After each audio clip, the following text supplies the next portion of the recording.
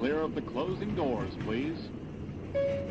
Welcome to Subway Sports Talk. My name is Peter Kennedy, and I am your host. Thank you so much, as always, for tuning into SST on Apple Podcast app, Spotify, and on YouTube. We're here to talk, what else? Football. Obviously, it's football season. We're talking about the NFL. Joining me as he will throughout so many weeks of the NFL, including every week for NFL picks and beyond, because we'll talk hoops, we'll talk baseball, we'll talk it all with this guy, because he's the man. Cody O'Connor, welcome back. Yo, brother, I'll be here for as long as you'll have me. Another awesome week in the NFL, my man. Boys were buzzing this week. 2-1 for us across the board. So the bets were flying, hitting at a good rate. The Giants get back to 1-1, 500 records. Season's back alive. Before you downplay that, I'm going to point out another team who's 500, back to 1-1. The Kansas City Chiefs, Pat Mahomes. Ever heard of him? Maybe a collision course for the Super Bowl coming up. I don't know. Who's to say? Who's to say? I could have sworn you were going to just call out the Giants there. That was well played. Out of the 8, sets of picks that we've made between the 4 of us, right? So we've each done twice to this point, 3 picks each. 7 winners, Cody. Pretty good. 15-9 total record between all of us, which is wonderful. Off to a great start. And I think I'd like to tap ourselves on the backs here because we didn't buy in too harshly to whatever took place in that first week that may or may have not been true, right? Because in this first couple weeks of the NFL, it's always a little bit of a toss-up of what's truly accurate, what's going to be real moving forward, what's a little bit of a fluke type of game or outcome that changes the mind of how we look at week 2, 3, 4. And so far, so good. Can't complain. 4 winning weeks, like you said, Cody, in week 2. We're still looking for our first 3-0 on the year, which will be exciting whenever one of us pulls that off. But 2-1 all around. Wonderful stuff. Is there one game that jumped out to you in your picks that you were particularly proud of? Let's be positive here since we are 15-9 on the year. I would say the Ravens, I bought up to 7.5. I felt like they could win that game outright. The Bengals, like I said, was a notorious slow starter, and it looks that way again. So the Ravens with really a no sweat on a 7.5 that I bought up was probably the pick that was the most comfortable hit. Although Bills' money line was a pretty comfortable hit. They bounced back in a big way as expected. So a couple good ones. Niners, a little bit more of a sweat than you anticipated. I think that was really more hats off to the Rams, and I'm sure we'll cover a little bit more of that. But Stafford and the Rams look good. Kind of like we talked about in August. He looks a little bit better than I think anticipated. But yeah, a couple good picks, man. Those were a little easier. And Tyreek, he got mushed by DraftKings. They throw the boost out there, and I said, I'm in big trouble here. But of course I took the boost because I told the people I'm taking the pick. I got to follow up and take the pick. And if the boost is there, you take it, right? If you like the pick, you see the boost, you take it, and you hold your nose, right? You just make sure the DraftKings motion is not real because it's not always real, but sometimes it does seem that way. I agree, though. Good call on the Ravens. I was a little too afraid to make that pick, and that's why I left them out. I was proud of my Seahawks pick, took them straight up plus 4.5. Didn't even get the good number because it was 5.5 earlier in that week. I just felt like that overreaction to the Lions beating the Chiefs made that line just bigger than it should have been. In reality, that's a 2.5 spread. No matter, if it's in Seattle, give me 2.5 for Seattle. If it's in Detroit, which it was, it should be 2.5 for Detroit at most, if not less, between those two teams. I think they're very similar, talented, could have very high-powered offenses. So I thought there was value there. And guess what? It went to overtime, right? So could have easily lost that one still. However, the way the Seahawks responded after their week 1 loss, I felt good and strong about that one. And their offense showed real life, which was exciting. Maybe not for Giants fans because the Lions and Seahawks offenses are looking lively, and the Giants took a while to get there. But nonetheless, I was proud of that Seahawks pick. But speaking of the Giants, they are number 1 on the docket today. We are going to talk about what that comeback was all about, what that first half struggle was all about. We're going to do all things Giants first to kick this thing off. And then Cody and I will move on to talk about things in the NFL right now that we feel very confident is true, or perhaps not true if it's something that's being floated out by many football pundits and media members alike. So if that makes sense, we're going to take a look at these teams across the NFL, try to find something that we believe is true and pinpoint it to say it will not change over the course of this year. But real quick, Cody, before we get to the Giants, who was the survivor pick? Because you and I spoke about who the survivor pick was on the last Tuesday or Wednesday podcast. So who'd you go with? Well, I'm in two survivors, Pete. One is a double elimination. So because of that, I felt a little bit more confident in taking a team that I was trying to get rid of and get out of the way against a poor team. And we just spoke about him, Pete. I did it. I went ballsy and I took the New York Giants, and I felt like a schmuck for a first half, and then I felt like a schmuck again when the Josh Dobbs-led offense made it 28-7. They come all the way back. Survivors intact. Season's alive. So I took them, and then I went with the Bills, who I was hyping up all week. That was one of my picks in the podcast. Bills' money line felt pretty good to me for a bounce-back week. So in the one survivor pool, I went Bills. In the other one, I went Giants. And we're here to tell the story. And you will survive. Yeah. I also went Bills, by the way. Little nerve-wracking first quarter, but after that, free sailing for the Bills in the survivor pool. And we do also have another guest here, Cody. For the listeners, I did only introduce Cody O'Connor in the intro, but however, Pat Boyle has entered the chat. Patty B, what's up, man?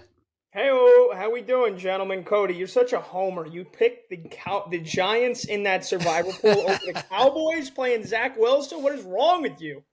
What is right with me, Pat? Correct. Fandom only exists to a certain limit, not when you're playing with money. All right, you got lucky. You could argue that was a common pick. I believe in my league, which has quite a number of people in it, that was the second highest picked team in the league. The second. Yeah. Over the Cowboys, my survivor pool that I'm with my old man, I think they were the fourth or the fifth most common pick behind the Bills, the Cowboys, and I'm trying to think off the top of my head who was the third. It might have been the Lions. I think the Lions were a more popular pick than the Giants. I picked the Cowboys and the Bills. No brainers. Nice. Yeah, I did the skeet shooting thing right there because the Lions just got shot right out of town. My own philosophy. I told a coworker that week pretty much not to do exactly what I ended up doing. But by the end of, closer to Sunday, I just talked myself into it. And I got away with murder there, but I won't make that mistake twice. Yeah, the Lions got some skeet shot at them. Yep, skeet. And then they got yeeted right out of the freaking survivor pool. Skeet yeet. Betty Boyle is here. Cody O'Connor is here. Pete Kennedy is me. And we're going to talk about the Giants in a second. But Pat, now that you're here, I do have to ask you this. I got our mutual friend, Chris Muley, said that you were getting numerous shout outs on the fan after the Rodgers injury and the whole Tim Boyle quarterback situation. Is this true? Can you confirm or deny your drop being played and the Jets backup quarterback frequently referred to as Pat Boyle on the radio? Is that true? Yeah, there is an eventful last couple of days for me. So last week, Brandon Tierney, who hosts the midday show with Sal, sent out a tweet, and he ran through a list of quarterbacks who the Jets should give a call to or sign in the wake of the Rodgers injury. And then he goes, and don't forget, Pat Boyle is very well liked and respected internally in the locker room. Meaning to say Tim Boyle, and use the colleague of his, yours truly, and you had a bunch of replies. Who the fuck is Pat Boyle? And a bunch of people just, I saw like 3 or 4 comments. I just went, hey-oh. So that was Great. funny. I didn't go back and get a chance to listen if they mentioned me or it on the air. But then I know that Boomer and Gio did bring me up on Friday because I was producing the DA show, morning show on the national side. And I walked into the newsroom, and it's the second straight Football Friday where it's like a big thing. There's no spread. There's no Dunkin' Donuts delivered. Oh. It was a big sponsor of Odyssey. No breakfast, no nothing. No coffee, bagels, donuts, nothing. I'm like, what's going on here? This is the fan. It's a Football Friday. What are we doing? And then, of course, he goes on air and he goes, Pat Boyle's got made a reputation out of himself when he first got here as a douche for sleeping on Boomer's couch and writing him a letter. He goes, he has since shed that douchiness, but we saw some old Pat Boyle this morning when he walked into the newsroom and asked, why isn't there free breakfast out here? So, hey, Mance just wants a little Dunkin' in his life. It's on the wall. It's on the wall in the station. You should have some fresh Dunkin' on a Football Friday. I'm with you on that one. Thank you. Come on. Thank you. Yeah. Well, Muley told me that every time someone accidentally said Pat Boyle, which was multiple times, that Eddie or Al, whoever was doing it, would just drop the "Ayo." Mule said he was laughing every time. So I'm glad to hear it. I'm glad that you're not starting for the Jets at quarterback because it didn't look good to play quarterback for the Jets against the Dallas Cowboys. It would have been you running for your life instead of it was Zach Wilson. But we will get to the Jets quickly in a little bit. First, we got to talk about the New York Giants. So we'll talk about this Giants game. Cody, I'll start with you. What a whirlwind of emotion. Obviously, the first half was horrible. The second half was great. I don't know how you felt walking away from that game. I'll save my thoughts for after we'll hang up and listen and talk about it. But what did you feel like at the end of the game? Was it true relief? Was it true happiness? Or were you truly still kind of upset about how that entire game went? Relief is definitely the word, because happiness to beat the Cardinals in week 2 probably shouldn't be the feeling, but the way the game went, maybe by that point it was just knowing that there's another week and another week to watch the Giants with some reason, because I told you guys last week, if they lost that game, that was the season. Simple and plain. You got to go play San Fran on the road this week, probably banged up. I think them playing them on a Thursday is probably beneficial to the Giants because that's a wonky game. Caught you, Pete. I finally saw that. But that's a wonky game right on a Thursday. It's probably the Giants' best bet to be able to beat the San Francisco Giants. My dog is just mauling me right now. So, but when I'm watching the game, man, there's just so much to unpack. Half number 1, what the hell is that? How is it that the Cardinals look like the San Francisco freaking 49ers against them? How is it that the Cardinals are marching up and down the field? There is no resistance on the defense. Both sides of the line of scrimmage are controlled, again, by the Arizona freaking Cardinals. Where's this defensive line that we've been reading about? Dexter Lawrence is showing up to play. Leo Williams looks like, I don't even know. If you could tell me where Leo Williams is, I'd really appreciate that. Thibodeau, okay game, but not the huge impact. I get Aziz is hurt. It should not have been Josh Dobbs looking like a combination of Lamar Jackson and Pat Mahomes against the Giants and their secondary. It was unbelievable. And to boot, what's the offense doing? Why does it take until the second half to finally open up this offense? So 20-0, and I'm just like, this is ridiculous. Let's go to the positives. Second half opens up with a deep shot. Jalen Hyatt finally makes his appearance. I don't know why it took so long again, but finally Jalen Hyatt makes his appearance. Deep shot, touchdown, 20-7. All right, we've got a ball game. Then the Cardinals march right back down the field with very little resistance, score the touchdown, 2-point conversion. At that point, I'm done. I'm out. I'm like, the season's actually over. Forget the survivor pool. I couldn't have cared less at that point. I could not believe that they were going to lose this game and lose it in that way. But the balls on Daniel Jones, man, the stones on that guy to have led a masterful second half. I know it's the Cardinals. I get that. I've already pointed it out myself. But the stones on him, knowing where you're at in the season, knowing you play in the New York media, knowing what's coming next if you don't successfully make this comeback, and knowing that there's no margin for error because you've given yourself way too big of a hole to climb out of. And to lead drive after drive, he got decisive, he was precise, he was aggressive, his legs were finally working. I mean, he looked like the guy that we paid $40 million. I don't know why it took 6 quarters, but man, did he look good. And I could highlight that throw that he made over the middle to Hodgins in the end zone to tie the game. Man, tight window throw. And to make it in that spot, man, that confidence, that aggressiveness. Hey, Pat's friends. Is that Defler in the background? Boo. But to make that throw in that moment, man, just again, I don't know why it took so long, but man, did it look good. And it was huge. And they get the ball back. And again, march down the field, end the game in fourth quarter in regulation. So Jalen Hyatt coming into the offense was huge to open that freaking system up finally. We don't have to play the dink and dunk. Jalen Hyatt opens this team up. I hope they saw that because even if he doesn't get the ball, he's at least a threat. And he had that deep pass over the middle, too, that was contested. He's not just a burner. That guy's a legitimate target. So finally, you got to see this offense opened up. Yes, I am worried because it should not look like that. It should not take that long. And if you do that against a more formidable team, it will end 40-0, as we've already seen. So hopes and prayers that this is an ass kicking that they needed, They got the win that they desperately needed. Season's alive. I can't say I feel amazing about it, but I sure as hell feel better than if they lost that game. Yeah, and bad job by us not even bringing up Saquon Barkley to this point, who is going to be out with an injury, probably, right? He'll Like, be out. I mean, He's not playing this everybody assumed. Has to Well, be I game. don't.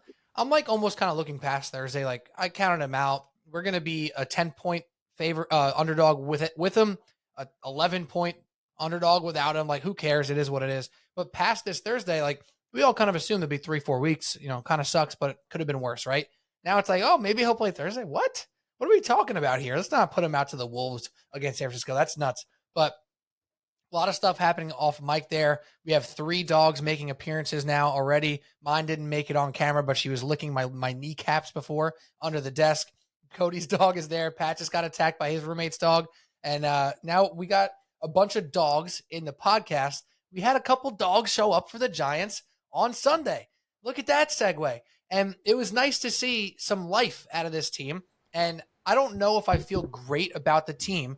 And the way I'm basically looking at it is I didn't feel horrible after the Cowboys lost because we talked about it last week. The game script was so against them.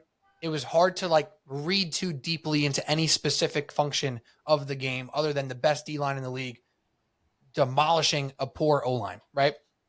This week, I almost feel similarly. There's nothing too much to read into other than momentum for the Giants finally getting a little bit of confidence. So I don't feel worse than I did after the Cowboys loss. I don't feel better than I did after the Cardinals win. I feel kind of exactly where we're supposed to be. The scores were just kind of not indicative of who the team is. But if you told me before week 1, the Giants are 1-1 going into San Francisco, I'd say, yeah, that sounds exactly like what was going to happen. And I'm not going to panic because a blocked field goal completely changed the game script. And I'm not going to panic because the offense was so bad in the first half and they finally came alive in the second. So I'm feeling very neutral on the Giants with the same amount of worry that I had coming in where I didn't have them as a playoff team. So I feel exactly how I did 2 weeks ago, just with some more confusion, actually. Yeah, Pete, I think you're totally underselling what an embarrassing 6 quarters of the New York Giants 2023 season they opened up with, being outscored 60-0.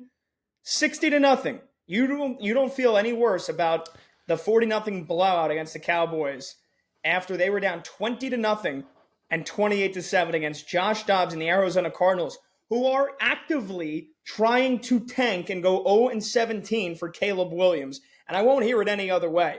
They dumped Colt McCoy, who is 5 times a quarterback of Josh Dobbs, outside of not being able to run as well, to start this season. That was their plan. That was the great plan for the Arizona Cardinals this year. Yeah. I don't know how you don't feel worse about it. And look, let me preface this by saying I went on WFAN airwaves before the season began and said the Giants are good enough to win the NFC East. I believe that. And I think that's the difference, though. I think that's the difference. I never thought they were close to the NFC East. I don't even have them in the playoffs. So that's why I'm saying I feel more neutral than most, is because I had much more managed expectations for this team. I had much more worry going in. So the worry for me after week 1 and week 2 isn't that different, is my point. Okay, well, let me say this. I doubled down on that the Giants would be fine after week 1 against the Cowboys. I thought that game was a mirage. I thought the blocked field goal, kind of changed the whole game. I'm totally on the opposite now. I am worried the Giants might not get to 8 wins this year after their display through the first 6 quarters of the season. They have numerous issues. And yes, I wanted to throw away the one game against the Cowboys, but now the fact that they came out 2 straight games, totally unprepared, totally not ready to fight, one bad play, a blocked field goal, and they quit on that game script, whatever you want to call it, they quit. They quit on that game. And then you think, okay, this team, there's no way they show up flat against the terrible Cardinals. They just got punched in the mouth and embarrassed on national TV at home against the team that they want to square themselves up against in the Cowboys. And they come out and they're down 20-0 and 28-7 before a switch goes off in Daniel Jones. Let's be honest. That was the script, the NFL script being handed over to Jonathan Gannon and saying, or the Cardinals front office gave him a call at halftime and said, what the fuck are you doing? We're trying to lose every single game this year. You tell the offense to false start on third down as much as they can, which is what the Cardinals did in the second half. You tell Josh Dobbs that he's not going to have a job after week 5 if he keeps playing hero ball. And you tell the defense to leave every Giants wide receiver as open as they possibly can be. We are losing this game. That is what happened. The Giants are an embarrassment right now in my eyes, as compared to where I thought they would be.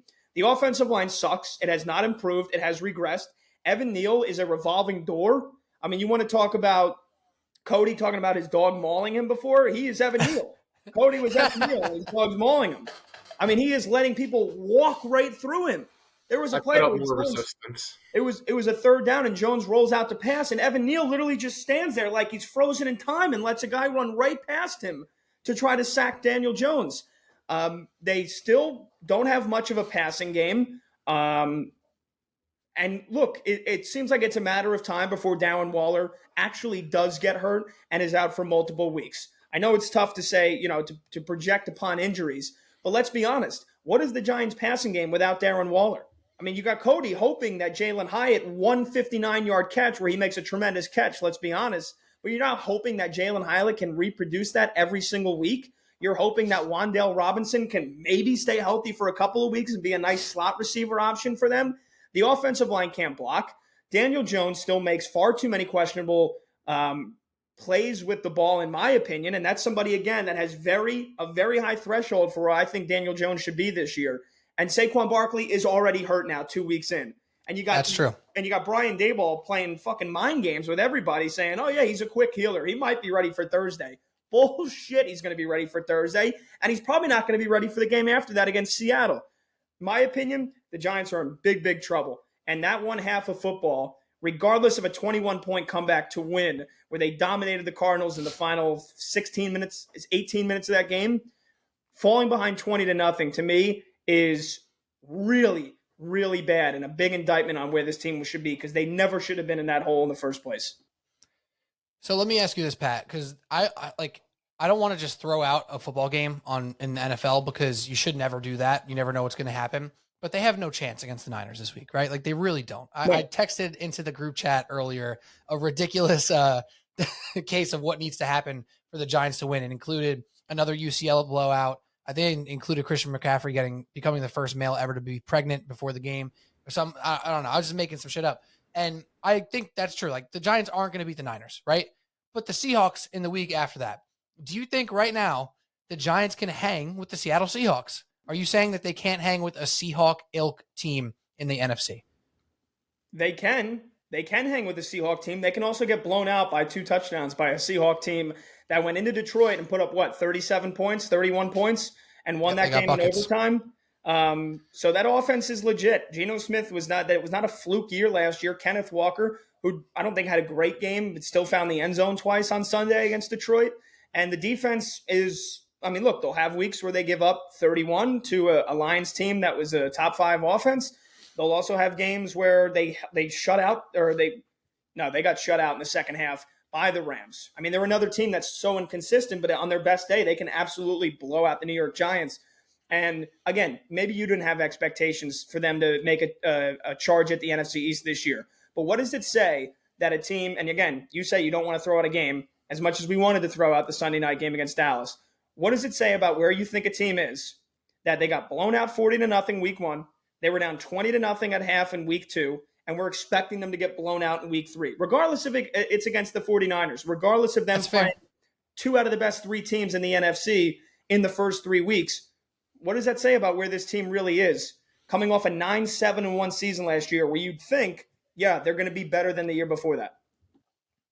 It's a fair point, because even with expecting to not beat the Niners, you'd hope that this team's in a place where they could compete and not get embarrassed and not walk into that game as double-digit dogs with no hope, right? So that point I do take, and I do agree with you. Even though I did not have the Giants in the playoffs, I did expect them to be very competitive this year and be in that 8-win range. In range, I think they'd be in competition. They're right near the Seahawks and whoever else you have losing the other divisions, but in the wild card race. So to that, I agree with you. I think other than the framing of it, we're a little bit closer to the same ideas than not, because I have the worries that you have.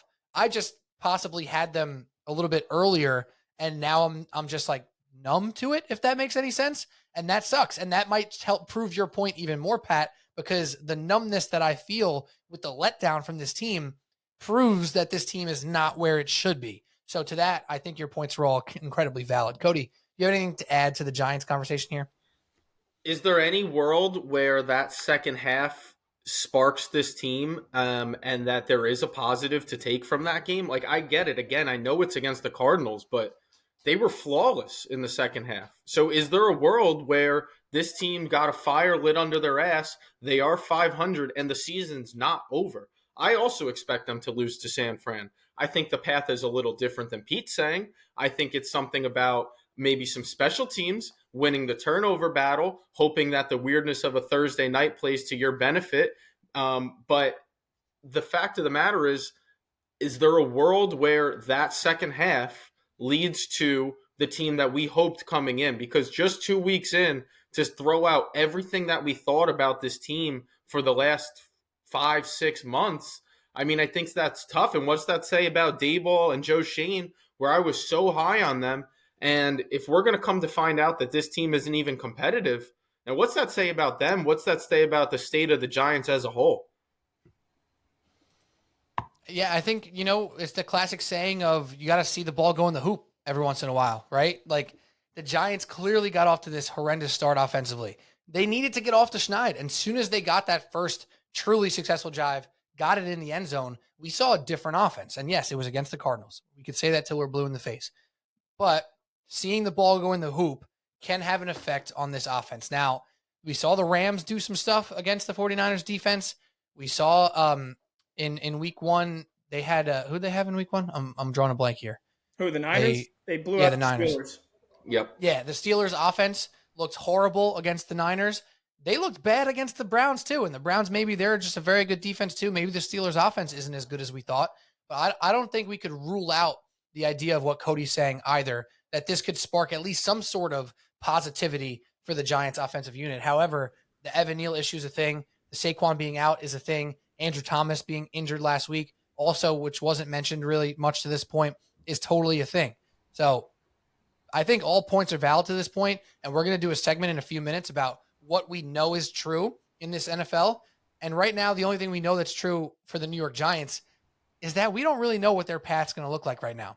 We really don't, because they have a tough schedule coming up. They got a tough schedule generally on the year. After San Francisco, like we mentioned before, it's Seattle and Miami and Buffalo. 3 more incredibly tough matchups, almost one harder than the next, right? Seattle's not going to be easy. Miami will be harder. Buffalo might be equal to Miami. You can make the argument either way. Then you get Washington and the Jets and the Raiders, and maybe they can resemble something like they did last year. And all of a sudden, week 9 or week 10 rolls around, they go back to Dallas, and they're close to 500 again. Like, I think that's completely realistic as well. It just may be one of those seasons where they beat the teams they're supposed to beat, and they freaking lose to the teams they're supposed to lose to, which is disappointing, but possibly true. I mean, Cody's hoping for the special teams to be a magic formula on Thursday. That special teams wasn't very good last year, in my opinion. I mean, wasn't special. It wasn't special. I mean, you literally had Brian Daboll put your starting cornerback as punt returner because the other guy couldn't catch the football, and Richie James, and Adoree Jackson then ends up getting hurt. So if you're expecting them to win the field position battle, I don't think that's going to happen either. And Purdy doesn't turn the ball over either. This is a hope, not an expectation. It's a hope. All right. They won week 2. They're 500. I'm not throwing away the season. Not as a fan. I can't do it. And last year they had these runs too, right? Like they were really good, then they were super mediocre, and then they ended up 9-7-1. Yeah, but Pete, they started off what, 6-1? Yeah. So they did a lot of that winning early last year. So what? Right. Since week 8 of last year, they went what to finish the year? 3-6-1, and now they're 1-1. So they're 4-7-1 if my math is correct over their last 12 games. It's not a very good football team. And yeah. they're not playing. And you know what? And last year their schedule was much easier than it is this year. So to that I say you're right. All right. I feel like I'm laying down the foundation right now that anybody that listens to the fan, and you maybe heard me say they're going to win the NFC East, I am going back against that now because I was wrong about this Giants team. I'm going to say that right now here as we're on the precipice of week 3. I don't think they're a very good football team, and I think the shine is going to come off of Brian Daboll if it hasn't already.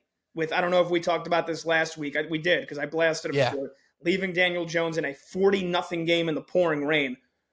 So what? You can make him tough? I mean, what are we doing? What are we doing? Yeah. And was he calling plays in the first half? Is Kafka calling plays in the second half? Whoever was calling the plays in the second half, call the plays the rest of the year. Because if it was Daboll in the first half of that game against Arizona, he should never touch a play sheet ever again.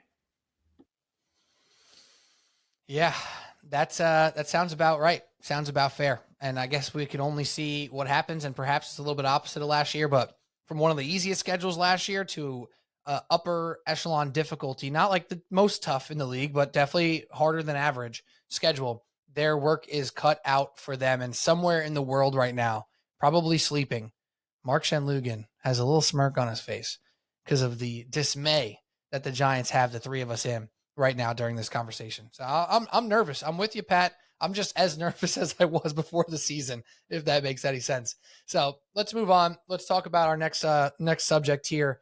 Pat, to give you the actual game plan, since you're not even familiar with it here, me and Cody will go first to give you a chance here. But basically what we want to do right now, we want to look at this league. We want to see some teams, and we want to try to pick out something that we can feel firmly about after 2 weeks that we know something is true. Or on the flip side, if you want to go the other way, something that a lot of people are saying is true or believe is true that you're just not buying yet. For example, everyone's dumping on the Bengals, but maybe you think they're going to make their way back. That's an obvious one, but that's the example that I'm going to use. So Cody O'Connor, what's something that after 2 weeks you can look at this NFL and say, that is true, and I cannot waver on that point? I'm going to go with the Miami Dolphins are just really freaking good. And we could do the health thing with any team, so I'm not even going to bring that point up. They're just really good, at least offensively, man. And they are a tough team to have to play against. They are going to put up points every single week. They are fast as all get out. They added speed in the backfield. And Tua just looks as confident and just as locked in as you can be. He is so precise right now with his accuracy and his timing. I get it. People are going to point out, he gets to throw to Tyreek Hill. He gets to throw to Jalen Waddle. Watch him a little bit. Watch where he's fitting those throws into, and watch when he's releasing the ball. I was watching, I don't know how you guys feel about Orlovsky, but I kind of like listening to him as an ex-player, an ex-quarterback, because he brings up things that I just wouldn't think of or know. And he was showing some of the timing that he had with Tyreek and when he's releasing the ball. And just these guys are so in sync right now. And Tyreek Hill against the Patriots, because I know this because I bet it, he only had 40 yards. He didn't even have to be the unbelievable superhero Tyreek Hill for them to pretty much control that game relatively start to finish. I know the Patriots made a run. I think they're a little better than the 0-2 record states, but I am in on Miami. I wish I took a little bit more Miami action going into the year because I really believe that's the team to beat right now in the AFC East. The Dolphins have put their money where their mouth is off the rip here. Pat, what do you got? Yeah, I was going to say, and how about Raheem Mostert rediscovering 2019 Raheem Mostert form? I mean, he's been an absolute beast on the ground. I thought maybe the one thing about the Dolphins would be their run game would be weak, but it's not. It's not. Raheem Mostert is an absolute dog. 18 for $121 and 2 touchdowns, including the one where he just blew away from everybody. He got injured at 2020 or 2021. He was done for the year. He looks like probably both. He looks like the Raheem Mostert of that 2019 NFC Championship game where he ran for like 200,000 yards. So they have a run game that makes the play action that much more dangerous. That makes Tua that much more dangerous. And you're right, Cody. Tyreek Hill only 40 yards. Bill Belichick basically doubled and triple teamed him, took him away every chance he could. And you got guys like River Craycraft and Braxton Berrios making big plays for Miami and Durham Smythe. So, yeah, they've got a ton of weapons, and Tua looks very good right now. As much as I've crapped on him in the past, he's stepped up this offense that McDaniel runs, where he's getting guys in motion pre-snap, and he's getting Tua the chance to just drop back 3-step and just fire the ball away and be accurate. It's leading to this team having some big-time impressive plays and impressive results. I agree. Yeah, and some of the ways in which Tua gets that deep ball out is always impressive to me because it seems like he's one of the earliest deep ball throwers that I see on Sundays, if that makes any sense. He gets rid of the deep passes quickly and he throws it with loft. And it almost reminds you of Russell Wilson, how he used to loft those balls over the defense and drop them into his receivers' laps. And, Tua still has those underthrow moments. He had one last week that had Patty B in the chat saying that's the Tua that I remember seeing underthrow the wide open deep ball. It happens sometimes. I did do that. You did. Just, true to fashion, true to form. But he gets those deep balls. He gets rid of them so fast. Like, it's almost, most people on those deep shots, they're taking 5-step drops or a 3-step and a little pitter patter, and then they're launching it down the field and their receivers are really getting under it. He's getting rid of these balls so fast. Like, I don't know what defenses are going to do to try to adjust to this, because you can't just say, all right, we'll just play way back, not let Tyreek and Waddle behind us, because then you let him underneath, and that might be more scary than letting Tua throw it deep when he delivers the ball, 7-8 yards down the field, and then Tyreek and Waddle do the rest. So the way they have this system worked and balanced, like with the Mostert side of things that you just brought up, Pat, it looks like their offense is not going to get stopped. It's insane, and it's fun to watch. Probably the most fun offense to watch to date, and continues to be so. We assume moving forward. I'll go next. I'll go from offense to defense. I'll say this: the Dallas Cowboys are the best defense in the NFL. I know that to be true, even if they do not end up being the number one DVOA defense, yada, yada. The way that they play, the speed that they have, the ability to cause chaos and create turnovers, to me, is untouched across the league. The Steelers defense is elite. The Browns defense is really good. The 49ers, obviously, really good defense. The Cowboys stand above the rest to me at this moment in time, and that's going to lead them to I'll say to 12 plus wins in this NFL season. Their offense is a different conversation, but I know for a fact, I think that's why we're doing this subject here. I know for a fact that the Dallas Cowboys defense will have them in every single game and will likely have them at 13 wins. I feel very confident in that because of the playmakers, because of that defensive line, and the offense might take a little bit more time to hit speed and for Dak Prescott to be truly comfortable and be more explosive. But that defense is so damn good that I picked them to win the NFC East. I am staying true to that form, and I just think there's no doubt in my mind this is the best defense in the league. This podcast sucks. Just hyping up the bad Cowboys. Giants, all good Cowboys. I don't care that it's true. It sucks. Patty, how do you feel now about the NFC East? Obviously, taking a step back from the Giants' possibilities. Do you still believe it's just the Eagles' division to lose? Do you think the Cowboys are neck and neck? How do you kind of look at those two teams right now? No, I think Dallas could absolutely make a run at the NFC East. You have everything that the Eagles did last year, which was win the division, go to the Super Bowl. Dallas, you expect them again to choke in the playoffs until they actually show you that they won't. So that's always going to be there. That's a monkey they're just going to have to get off their back, and it's tough to believe otherwise until you actually see it. But you're right. I think that defense, now again, granted, Giants looked miserable in week, again, through 6 quarters, didn't score a single point, and then they played against Zach Wilson. So I'd love to see them go up against the Philly offense. I'd love to see them go up against some of the other top offenses they're going to play this year and see how they really fare. But I think that defense is great. I think they will be a top 5 unit all year long. I don't think they're the Dallas Cowboys defense of, was it 2 years ago? That was either feast or famine. Whereas if they didn't get an interception or a fumble recovery, they were, you can pick them apart for chunk yardage. I think they're much more disciplined. I think Dan Quinn is continuing to show he's one of the best DCs in the league. And I think they've got an elite pass rush, which makes it, less reliant upon the secondary to force turnovers, to have those big, explosive, havoc-wreaking plays. So I do agree. And then I think this offense, I think Tony Pollard's tremendous. He's much better than Ezekiel Elliott. We saw it last year. We're like, why is Ezekiel Elliott still out touching him? That's no longer a thing. Rico Dowdle's a nice little big goal line back that they've got. And then CeeDee Lamb has turned into one of the top 5 receivers in the NFL, in my opinion. I think he's that damn good. He shows it on a week-to-week basis. He's consistent. He makes big plays. He makes tough catches in traffic. And Dak, again, there's probably going to be a couple games this year where Dak throws 3 picks. But for now, he's looked good. And you know that there's games where Dak shows you that he can be great. So I do think that the Dallas Cowboys have a chance to, if they haven't closed the gap already, close the gap with the Eagles, because the Eagles have looked anything but a surefire lock to be in the NFC Championship through 2 games so far. I mean, they gave up, 28 points to Minnesota? A lot of those late stages of that game on Thursday night, you felt like it was kind of just like prevent defense, gimme plays for Minnesota, but they still grabbed them. They still made that game close, kept that game close. And in week 1, they looked great for the first half, and then the Eagles, the Patriots were driving down the field to try to win the game against them. So, yeah, they've been very shaky. So I would say that the Cowboys, I don't know what the live odds would be for them. I know we always quantify things in betting terms, what the live odds would be for them to win the NFC East, but that's a bet that I don't think is a bad bet right now to make.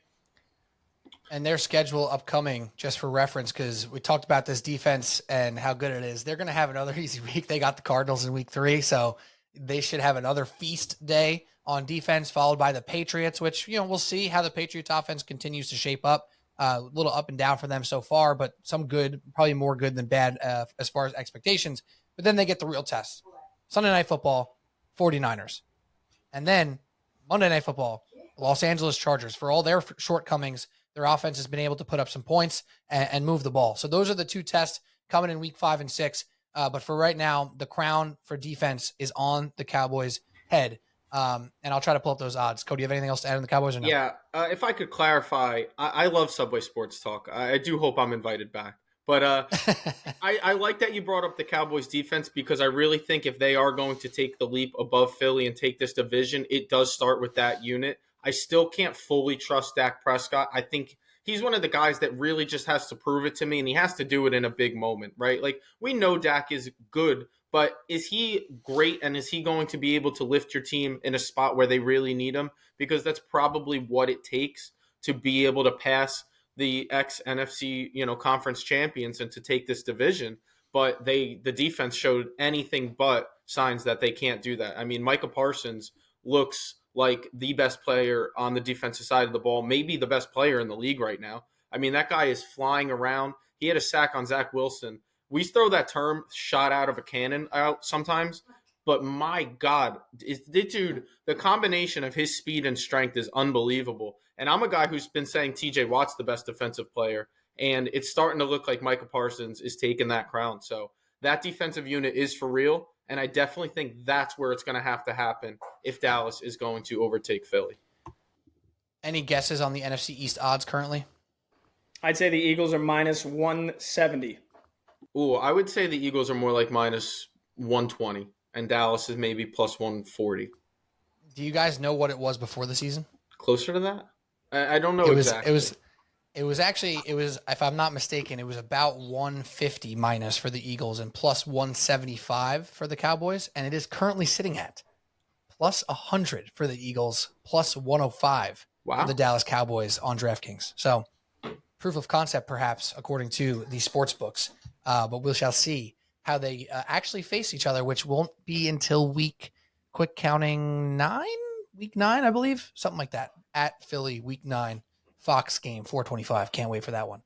Patty B, anything for us on something that you feel like you say, I know this is true? Yeah, Justin Fields, I think, is the worst quarterback in the NFL.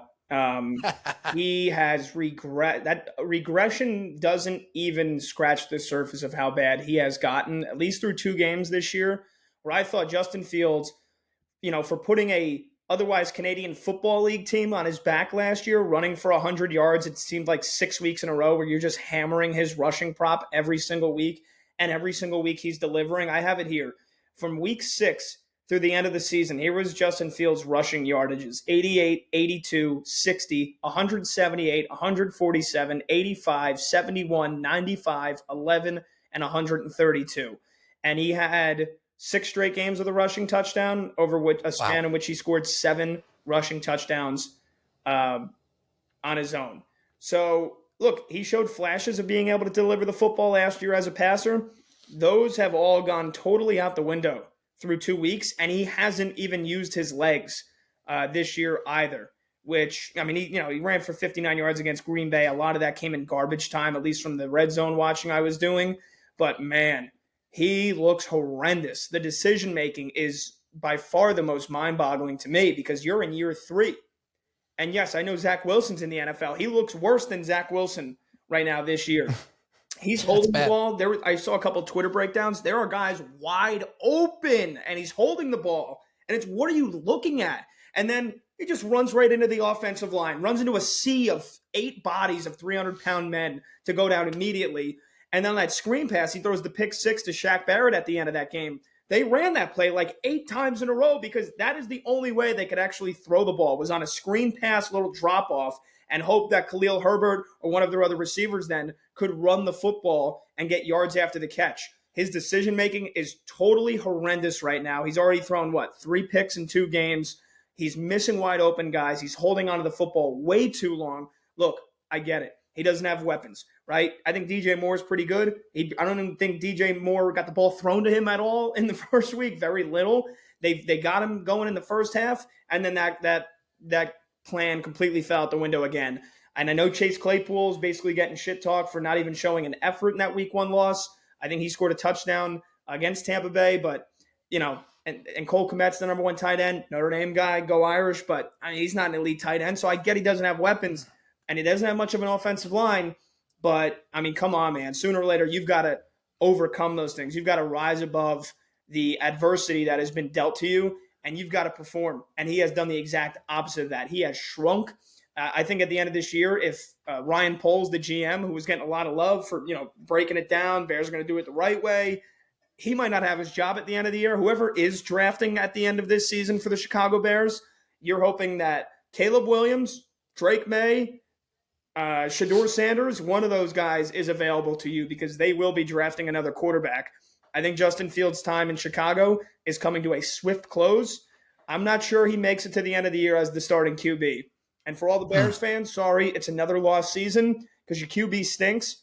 He's not an NFL quarterback. He has proved that after a very promising end of last year. He's proved that he has regressed. So that is one thing that I feel like everybody's been pinpointing with some of the bad quarterbacking play. Is that how bad Justin Fields has been? And yes, I think he's the worst quarterback right now in the NFL. And it's a shame that the defense is also not good, right? So it's not like he's getting help from the defense at all either. Giving up 38 to Jordan Love. As decent as he's looked, that's not, you can't do that. Right, exactly. And it's a nature versus nurture thing to me too. We talk about it now with Bryce Young, right? He's out there. He can't get a pass down the field past 5 yards because there's not any separation being created by that receiver room. There's no offensive line protection. And is this going to hinder Bryce Young moving forward? I think Bryce already looks better than Justin Fields in many categories. And it kind of sucks to think about it because the talent that Fields has, and it hasn't been able to come to fruition. And one thing I said on the Picks podcast without you guys, because I did my pick separately after you, the week 1 and week 2 thing that I think about a lot, I see coaches trying to prove that their offseason work was worth it in week 1 and week 2. It's right. Oh, Lamar Jackson, he's going to be a better passer. We got this new offensive coordinator. We got these new receivers. It's going to be a different offense. He's not going to have to run the ball as much. Okay. Well, let's see when you face good teams later in the season. Are we going to dial up some more design runs for Lamar Jackson? Probably. I think the same case is true for Justin Fields. I think it was like 2 designed runs in week 1, maybe 3 in week 2. There's going to reach a point, might be next week, it might be in week 6, where they say, okay, we got to get this guy moving or else we are going to be pathetic, laughingstock, horrendous, and just miserable for 18 weeks. So in a few weeks, perhaps they unleash the designed runs for Justin Fields, which is by far and away his best skill or most effective skill at this point in time. And maybe there's some semblance of passing that can be built off of that, built off of more filled boxes because the run game's actually doing something. But right now, it looks like to me, the Chicago Bears coaching staff is trying to say, oh, we worked with Justin Fields passing all offseason. We're going to not run him as much because that's not sustainable. And then in week 4, 5, 6, they're going to say, oh, we suck. We need him to run or else we are screwed royally. So I think there's a chance for him, for fantasy owners perhaps, to at least salvage some numbers to make it worthwhile to watch him as a quarterback. But because for right now, Pat, you nailed it. It was brutal. But at one point, these coaches are going to have to say, we got to play to his strengths a little bit here. Pete, you beat me to that one because I was going to say the exact same thing. why are they not playing to this guy's strengths? Like, what is Eberflus looking at? What's he trying to prove? Like, this guy is not just a sit-back pocket passer. That's not his strength. And, Pat, I saw that clip you're talking about. I think it is the tight end, Cole Kmet, running as wide open as you could possibly be in the NFL, seemingly right in Justin Fields' line of vision, and he just runs right into the defensive line and takes a sack, and it was all you needed to see. But I don't know what the hell Eberflus is thinking, because why are they not running this guy? That's what he does well. That's the reason, at least one of the main reasons you'd think to draft the guy. Agreed all around on that one, it seems. So, Cody, you have anything else for us? It could be a truth, an untruth, just a honorable mention, a shout out, anything that you're keying in on here entering week 3. I'm going to go for a 2-for-1 Rams special here. I know a truth to be that Sean McVay bet on the spread last week, because that was BS. And I was against him in my pool. I don't know. I don't think I've ever seen that before. Down 10 with 4 seconds left. Anyone who's watched any football knows that's the last play of the game. They don't even try to take it with, say, 15 seconds left, so that at least if you kick the field goal, you could try an onside kick and a Hail Mary. There was nothing to that. He just covered the spread. It was bullshit. Cost me 7 points in my pool. I thought you were going to say it cost me $7. No, that would I would have been better with that, actually. Luckily, all my bets were just San Fran money line. But I know this to be true. Matt Stafford is healthy, and he looks damn good. That is a really, really good 49ers defense. He's doing it without Cooper Kupp. He's moving around. He's slinging that thing. I know he threw a pick that was a pretty bad decision, but he looks healthy. And I didn't know if he would be that way. I think I got spooked off after we talked about the Rams potentially going over their win total in early August. I got spooked off by all those so-called experts who say this is the worst roster I've ever seen.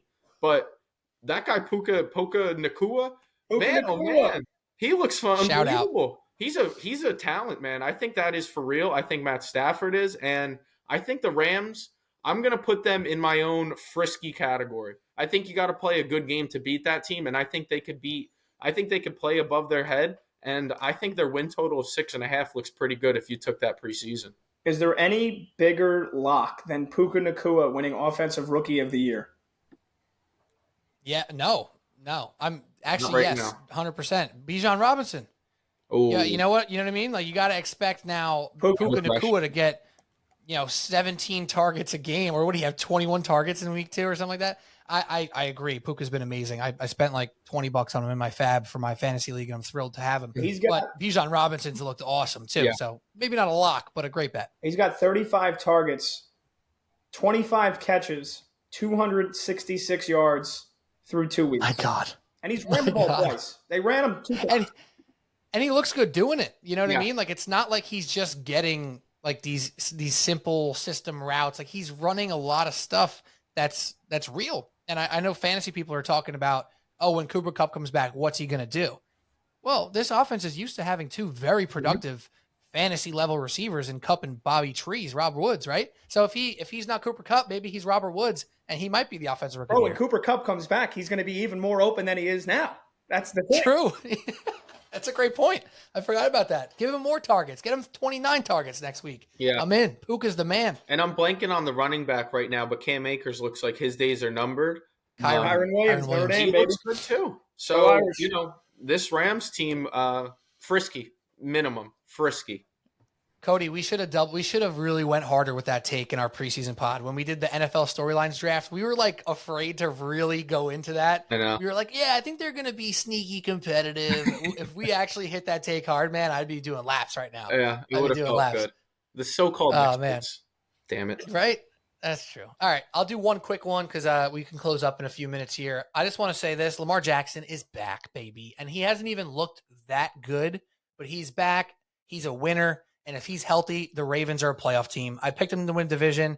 I'll stick with that, obviously. I'm not saying that's a lock. I'm not saying I know it's true. I just know that Lamar Jackson is a great quarterback. And I'm happy that all the stupidity that was talked about with Lamar and his contract and all the stupid teams that have terrible quarterback play this year didn't even consider the man.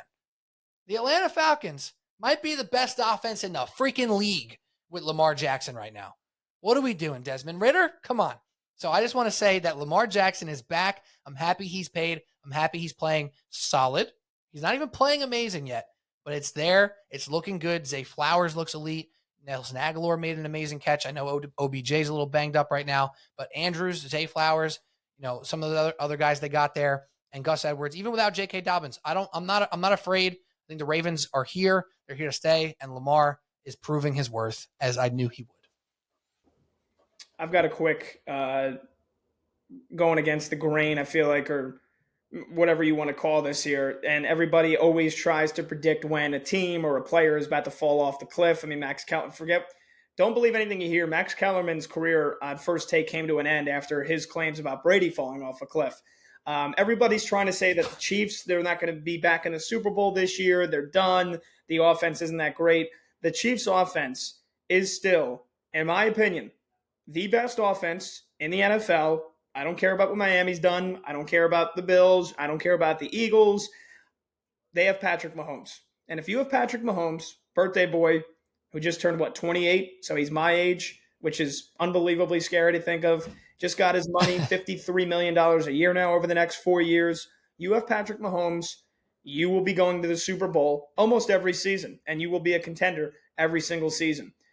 Travis Kelce, injured first game, just came back the last game, and this offense is only going to get better as the season goes on, right? So I know that they only put up 20 points and lost to the Lions in week 1, and that they only put up 17 points against Jacksonville. That's a great pass rush. I mean, we've seen how many teams struggle going to Duval and struggling against that Jaguars pass rush. They're a solid defense. I wouldn't call them elite. They're a solid defense. This Chiefs offense still has Mahomes, still have Travis Kelce. They are going to be fine. They're going to be more than fine. Kadarius Toney is a clown. I know he cost them single-handedly that game week 1. They threw him right back into the mix, had a couple of nice catches on Sunday. Marquez Valdez-Scantling, is he a number 1 for more than half the teams in the NFL? Probably not, but they'll find a way to make it work with him. He had a big chunk play on Sunday. Sky Moore, another guy that I feel like frustrates fantasy owners to no end. Patrick Mahomes is the quarterback. That's all you need to know. The Chiefs offense is going to be a top 5 unit like they are every single year. Mahomes is going to light up the Bears defense on Sunday. And I think in 2 weeks, when a lot of people are going to say, ooh, tough test, Jets defense, primetime on the road, it's Sunday night Patrick Mahomes. He's going to ball out in that game. And then he gets to play after that. The Vikings defense, that's 300 yards guaranteed. The Broncos defense, who I think everybody thought was going to be pretty solid again. They just gave up 35 points to Sam Howell and the Commanders. That's 300 yards and lighting up them. Chargers defense, going to light them up. He's going to light Denver's defense up again. Mahomes and this Kansas City offense is about to get cooking to the likes of which we know they can get cooking in years past. And the Kansas City Chiefs, until proven otherwise, are the pick for me coming out of the AFC. Well said, Patrick. Well said. Anyone else who wants to jump on that, good luck. Just good luck. Because you're going to have to wear it. To be trendy, I do think the Buffalo Bills, they finally get over the hump this year and they go to the Super Bowl. I think you get Bills Chiefs AFC Championship. Ooh, it'll be electric. And you know what? You got to add this. The Chiefs defense has looked solid so far this year. Much better than last year, for sure. And Chris Jones being back, you felt it right away. Right away. So, yeah, I think you're right. And it's just not something that we should waste our worries with, right, is the Chiefs offense. I'm with you, Patty. If there's anything I could say about the Chiefs, I've been saying for a while, just you don't bet against them. You don't bet against Mahomes. I, albeit have the Bengals to win the Super Bowl, I still have the Chiefs to make the AFC Championship game at plus 170. I still have my Chiefs stuff because they're just the best team. You nailed it, Pat. Until proven otherwise, it's Mahomes, it's Reed, and it's their league. And someone has to dethrone them for us to think that. You're a fool if you just want to bet otherwise, and I think people do it just to have that little headline or that, try to be a witty take. Nuh-uh. It's their league. Yeah.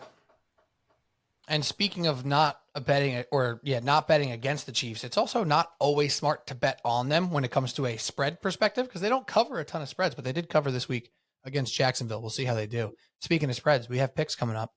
Recording Thursday night. They'll be out Friday. Very exciting times. Patty B, you didn't hear us recap the picks. 2-1 for you on the winning ways. 4 winning weeks for the boys in week 2. That's 7 out of 8 groups of picks as winners. So other than Pat's week 1, not to throw under the bus, Pat, but all winners except for that one time. So great start for the boys. And that's pretty much all we got for today. Any last words, fellas? Ohio State in for a rude awakening Saturday night. Play like a champion today. Notre Dame +3. Take it. Take the Irish on the money line. Big time season statement win Saturday night in South Bend. How about that? The sneaky college football bet. And I actually was talking to one of my buddies who I deem a little bit of a college football expert, and he was also liking the Irish a little bit this week. Pat, you're making me itch. I haven't touched any college football action this year at all. I just don't watch enough. I don't bet it frequently, but I'll be on a bachelor party in New Orleans with a bunch of degenerates, most likely. So I'll probably be firing up the DraftKings app if I had to take a guess. Is it legal on in Saturday night? Is it legal in Louisiana? It is. Can confirm because I was there during football season last year, and I'm back. And I'm very pleased to say I will be able to get my bets in down in Louisiana. September is like the Pete Kennedy bachelor party month. Oh, you got one every weekend, man. Yeah, and this one actually, special shout out our boy Alec Argento, frequent co-host on the pod, talking baseball and Knicks and basketball stuff all the time. He's getting married in November. We're going to celebrate my boy down in New Orleans, so maybe I'll have to get him nice and lubricated, to say the least, and and get him to spit some terrible sports takes and record him while he's on his bachelor party. And maybe never show the that should be a Subway nice and lubricated. Got to get him nice and lubricated. Yeah, and some spit was involved in that too. What a hell of a weekend you got ahead of you. Oh, that probably sounded horrible in everyone's car and headphones right now. Oh, boy. Well, that's all we got. That's a good way to end, right? For sure. Why not? All right, Friday, we got picks coming up. When you lubricate, you got to finish. So when you get the picks coming up on Friday, we're hoping for more winning weeks. We got a 15-9 combined record for the boys right now. 4-2 for me, 4-2 for Cody, 4-2 for Mark Shanlugan, 3-3 for Pat Boyle. We got no losers on this freaking podcast. That's what I'm saying. And we'll do that again Friday. Thank you guys as well for covering for me last week, Pat. Thanks for hosting, taking the mantle a little bit. And we'll be back with more football talk, as we will all season long. And until basketball is getting a little closer, it's going to be football, because heck the Yankees, heck the Mets. Who cares? Don't want to talk about it. Don't want to think about it. We're here to talk about the other miserable teams in New York, the Jets and Giants, and the rest of the NFL. So that's all we got for Pat Boyle, Cody O'Connor. My name is Pete Kennedy. Don't forget to subscribe, rate, review on your podcast app, Spotify, Apple, wherever you listen, YouTube, subscribe, notification bell. And if you want to realize what Cody was talking about way earlier, about like the 10-ish minute mark, where he said, "Oh, Pete, I saw it that time," you're going to have to watch on YouTube. So that's a little shameless plug for YouTube to try to figure out what the heck he was talking about. That's all we got. Subway Sports Talk. We'll talk to you soon. Cheers.